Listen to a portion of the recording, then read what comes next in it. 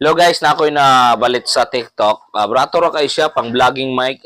Mo type lang nga dito wireless microphone pang vlogging, pang pwede pang interview, pwede pang vlog. Yun siya, mo na niya akong gigamit karon, madungog na ninyo. Nindot kay siya. Iyan ni ang porma. Type C siya, Type C. Type C na siya. Nasa cellphone or receiver, Type C. Every item na siya ay Type C nga chargean. Dire ka mag-charge kini isa pod og atong receiver. Magkuan pug ka. Kay gina-charge ni siya, one by one yun siya. Try na tong isa ha. Green na siya. Na. Hello, hello, hello, hello, hello. Para na siya. Hello, hello, hello. Hi, hi, hi. Matagong news na. No, no, no, no. Okay. Para na siya.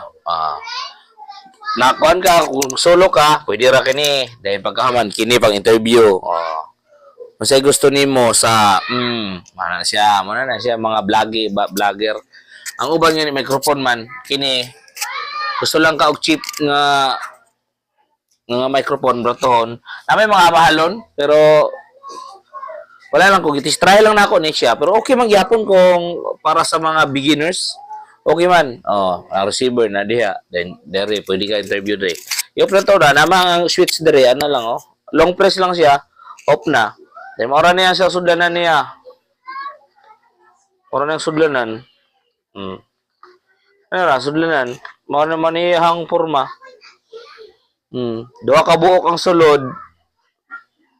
Tulo tanan, isa ka receiver o duha ka microphone sa imuha. O kung na kay kuan. Gwapo ni sa mga vlog.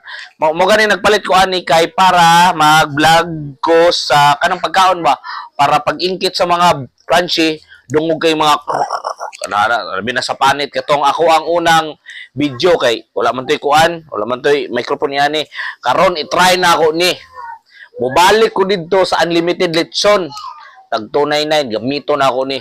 O nang paabot sa sunod na akong video. Bye. Bye.